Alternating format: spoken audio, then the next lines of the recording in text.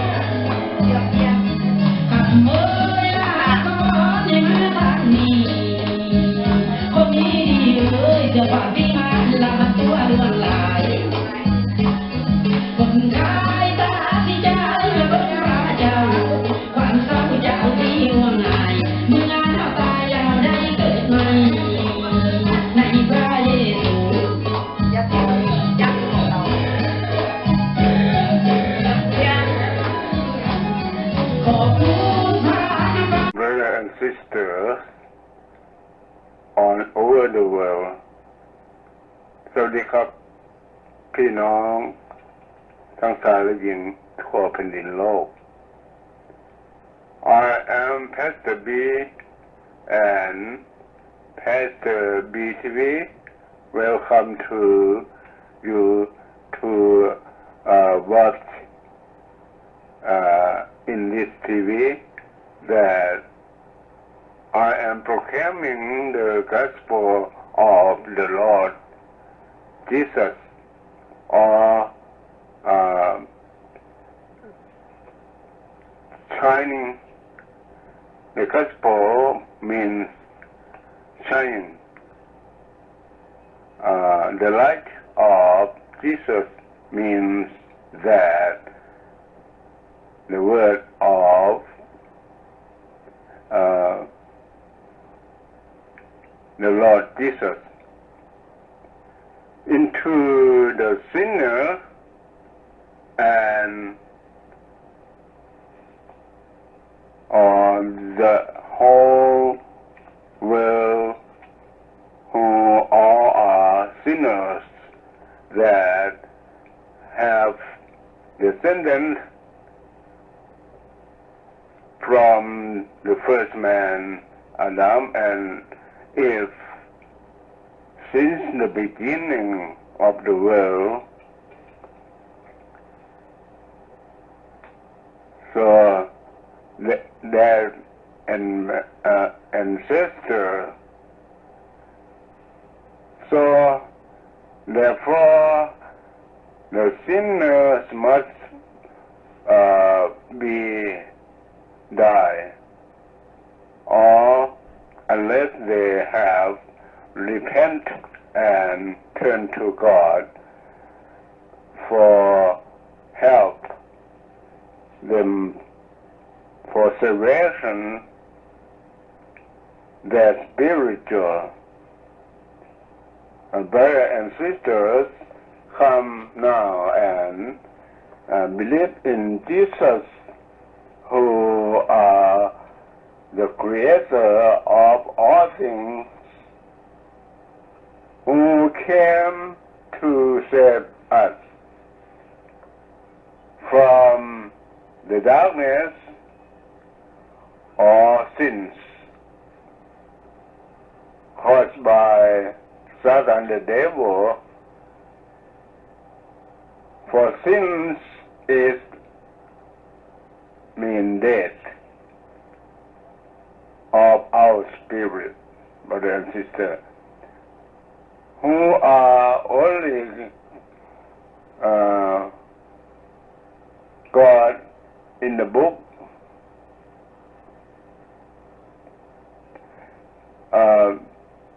Isaiah 44, chapter 6 says, the Lord who rules and protects Israel, the Lord Almighty has to say,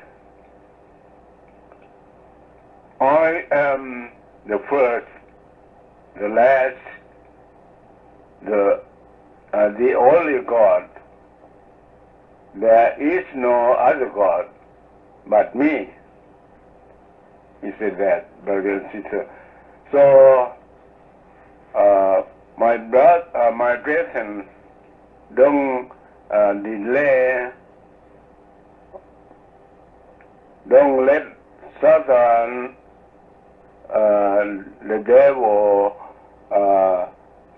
deceive you no more. For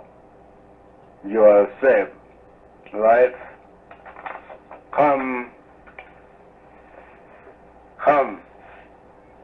to any church now. So, brethren and sisters, listen to this.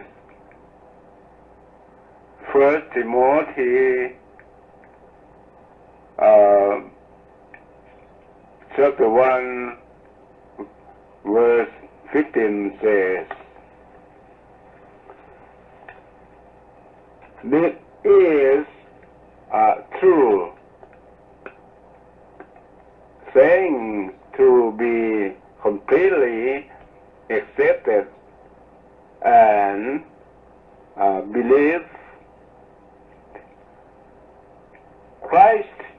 Jesus came into the world to save the sinners.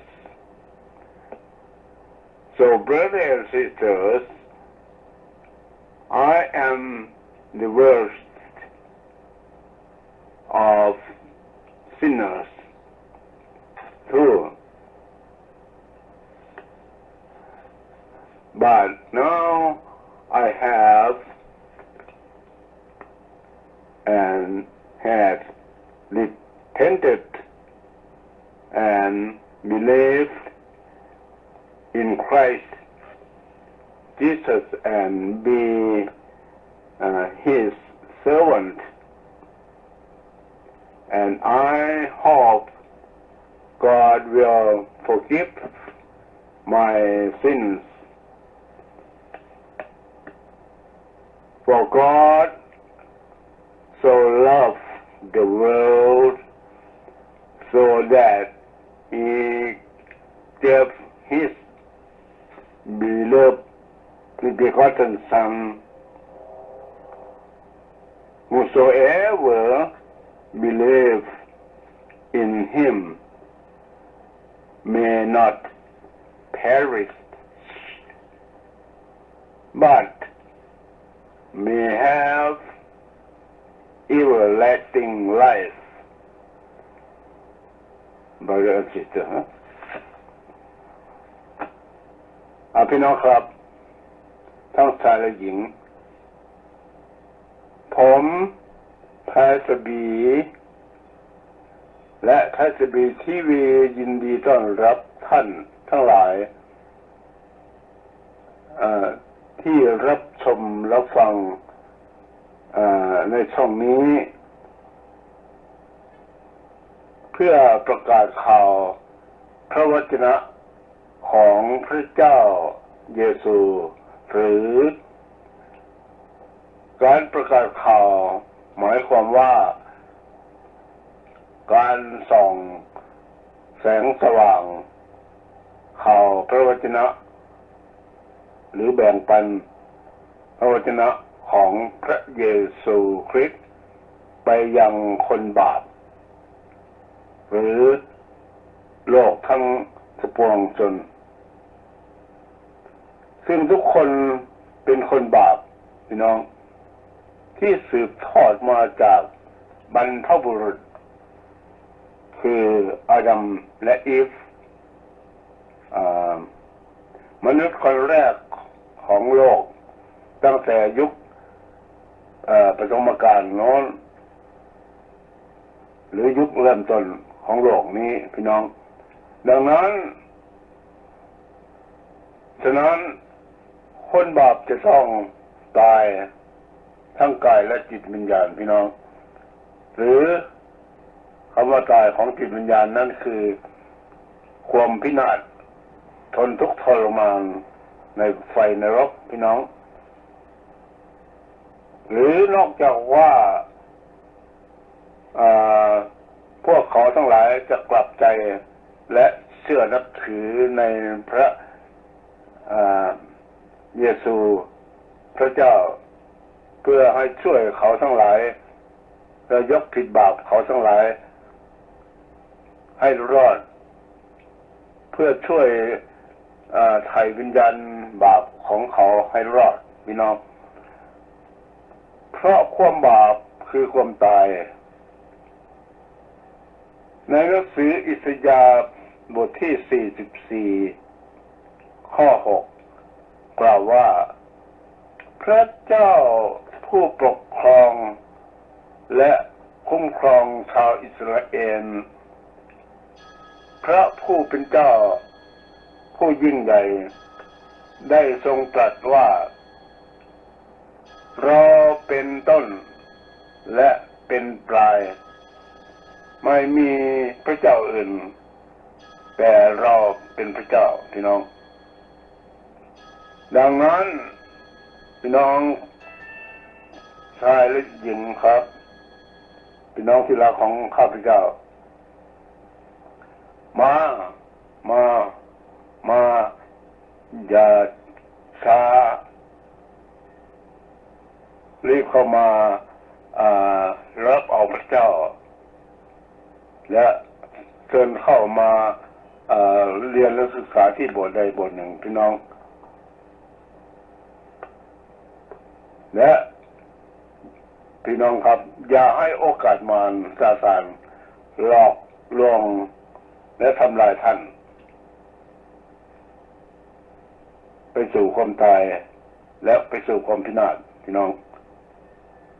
ฉะนั้นขอให้จิตวิญญาณของพวกเราทั้งหลายนั้นไปสู่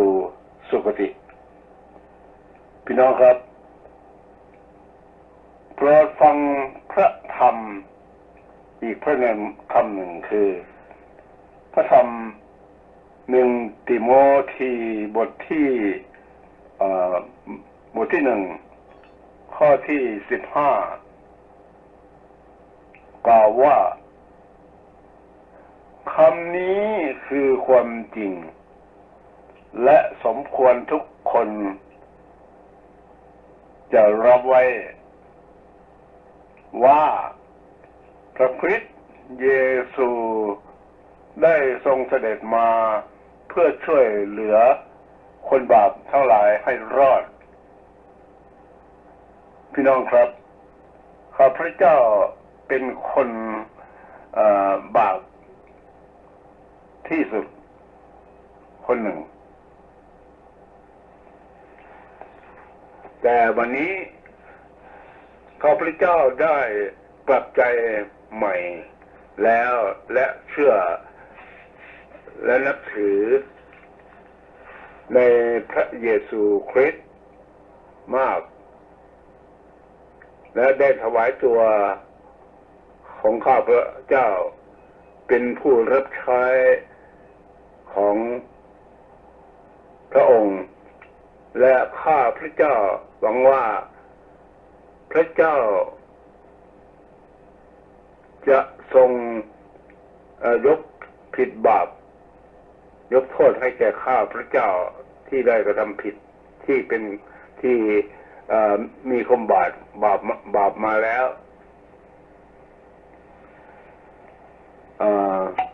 เพราะว่าพระเจ้าทรงรักโลกมากพี่น้องจนได้ประทานพระบุตรที่รักองค์เดียวของพระองค์เพื่อว่าผู้ใดเชื่อในพระองค์พระบุตรนั้นก็จะไม่พินาศแต่อาจจะมีชีวิตอันตลอดไปเป็นนิจหรือชีวิตนิรันดร์พี่น้องในพระธรรมจอห์นบทที่3ข้อ6ได้กล่าวเป็นหลักฐานไว้อย่างนั้นพี่น้องbrother and sister may God bless you everyone and thank you to watch this channel and this program to share the word of God that is the light of life from Jesus. So have a good one. Bye bye. พี่น้องครับขอพระเจ้าประทานพรแก่ท่านทั้งหลายขอให้ท่านสมหวังอยู่เย็นเป็นสุขในพระนามของพระคริสต์และอธิษฐานหาพระเจ้าพระคริสต์เยซูเถิดพี่น้องและขอสิ่งที่ท่านจำเป็นและขอให้พี่น้องเชิญเข้ามาร่วมพิธีนมัสการที่โบสถ์ใดโบสถ์หนึ่งที่ใกล้ท่านพี่น้องและมาเรียนมาศึกษาแล้วมาร่วมอธิษฐานร่วมเฝ้าพระเจ้าฉะนั้นพี่น้องสำหรับวันนี้ข้าพระเจ้าขอให้พระเจ้าช่วยชีวิตพวกท่านทั้งหลายอยู่เย็นเป็นสุขตลอดไปเถิด